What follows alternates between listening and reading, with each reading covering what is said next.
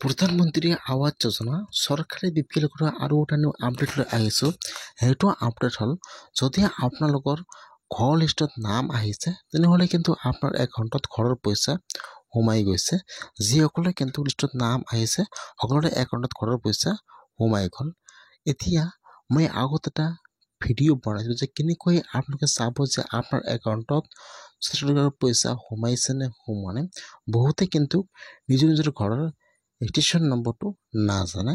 কেনেকৈ আপোনালোকে আপোনাৰ ঘৰৰ ৰেজিষ্ট্ৰেশ্যন নম্বৰটো চেক কৰিব আপোনালোকে আপোনাৰ নিজৰ মোবাইলৰ পৰা। মই আজি এইটো ভিডিঅ'ত আপোনালোকক সম্পূৰ্ণ প্ৰচেছ ষ্টেপ বাই ষ্টেপ দেখুৱাই দিছোঁ কেনেকৈ আপোনালোকে আপোনাৰ ঘৰৰ ৰেজিষ্ট্ৰেশ্যন নম্বৰটো চেক কৰিব চাই লওক।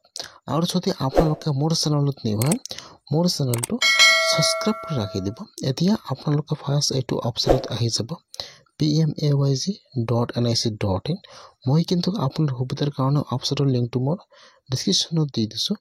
আপোনালোকে ডাইৰেক্ট ক্লিক কৰি ফাৰ্ষ্ট এইটো অপশ্যনত আহি যাব। অহাৰ পিছত আপোনালোকে ফাৰ্ষ্ট ইয়াত আপোনাৰ ব্ৰাউজাৰটো ডেস্কটপ ছাইড কৰি ল'ব। এইটো কিন্তু চৰকাৰী ঘৰৰ অফিচিয়েল ৱেবছাইট।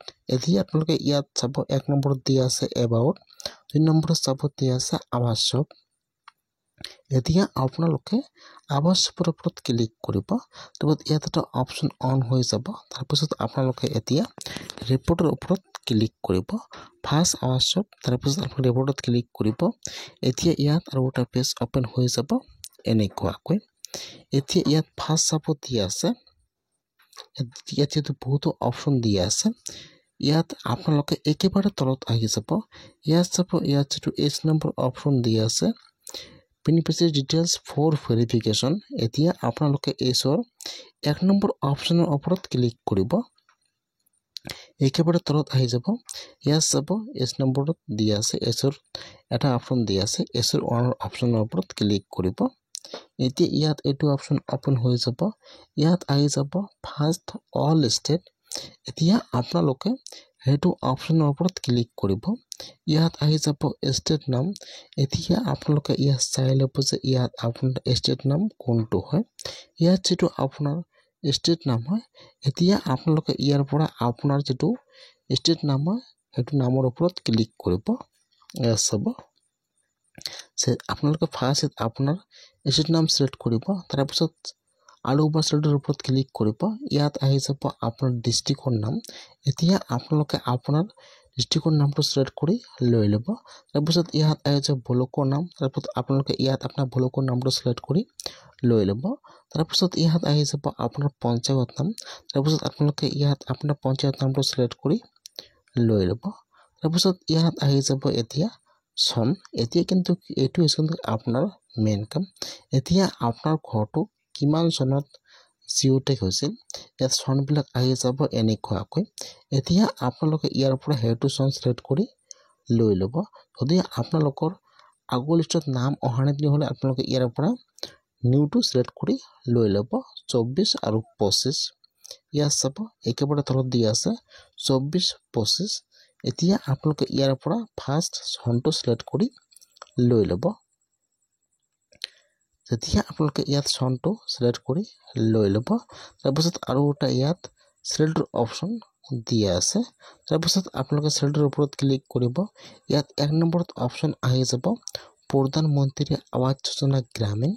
আপোনালোকে ইয়াৰ পৰা সেইটো অপশ্যন ছিলেক্ট কৰি লৈ ল'ব 1 নম্বৰ অপশ্যনটো। তাৰপিছত তলত আহি যাব কেপচা। তাৰপিছত আপোনালোকে এতিয়া ইয়াত কেপচাটো বহাই দিব। কেপচাটো বহাই দি আপোনালোকে এতিয়া চাবমিটৰ ওপৰত ক্লিক কৰিব। যেতিয়া আপোনালোকে ইয়াত কেপচাটো বহাই দি চাবমিটত ক্লিক কৰিব, এতিয়া ইয়াত কিন্তু লিষ্টটো অপেন হৈ যাব এনেকুৱাকৈ। ফাৰ্ষ্ট আহি যাব আপোনাৰ নাম, তাৰপিছত ইয়াত আহি যাব আপোনাৰ গাৰ্জিয়ান নাম, আৰু এইফালত চাব এইফালত আহি যাব আপোনাৰ ঘৰৰ ৰেজিষ্ট্ৰেশ্যন নম্বৰ। এইটোৱে হৈছে কিন্তু আপোনাৰ ঘৰৰ ৰেজিষ্ট্ৰেশ্যন নম্বৰ। ফাৰ্ষ্ট ইয়াত চাই ল'ব যে ইয়াত আপোনাৰ নাম কোনটো হয়, তাৰপিছত আপোনাৰ গাৰ্জিয়ান নামটো চাই ল'ব। তাৰপিছত এইফালত চাব দিয়া আছে আপোনাৰ ঘৰৰ ৰেজিষ্ট্ৰেশ্যন নম্বৰ। এতিয়া আপোনালোকে ইয়াৰ পৰা সেইটো নম্বৰ লিখি বা কপি কৰি ৰাখি দিব। ইয়াত চাব এইটো কিন্তু আপোনাৰ ঘৰৰ ৰেজিষ্ট্ৰেশ্যন নম্বৰ। এইটোৱে হৈছে আপোনাৰ ঘৰৰ ৰেজিষ্ট্ৰেশ্যন নম্বৰ। আপোনালোকে সেইটো নম্বৰ দি চাব লাগিব যে আপোনাৰ একাউণ্টত ঘৰৰ পইচা সোমাইছে নে সোমোৱা নাই বা কিমান তাৰিখে সোমাব বা আপোনাৰ নামটো ভেৰিফাই হৈছে নে হোৱা নাই আপোনালোকে সেইটো নম্বৰৰ পৰা চাব লাগিব। যদি আপোনালোকে আপোনাৰ ঘৰৰ ৰেজিষ্ট্ৰেশ্যন নম্বৰ নাজানে তেনেহ'লে আপোনালোকে এনেকুৱাকৈ আপোনাৰ ঘৰৰ ৰেজিষ্ট্ৰেশ্যন নম্বৰটো চেক কৰি লওক আৰু আপোনাৰ একাউণ্টত ঘৰৰ পইচা সোমাইছে নে সোমোৱা নাই আপোনালোকে আজি চেক কৰিব। যিসকল মানুহৰ কিন্তু সেইটো লিষ্টত নাম আহিছে সকলোৰে একাউণ্টত কিন্তু ঘৰৰ পইচা সোমাই গৈছে। সেইকাৰণে আপোনালোকে লিষ্টটো চাই লওক আৰু আপোনাৰ ঘৰৰ ৰেজিষ্ট্ৰেশ্যন নম্বৰটো এনেকুৱাকৈ চেক কৰক। আজিৰ ভিডিঅ' ইমানেই আছিল।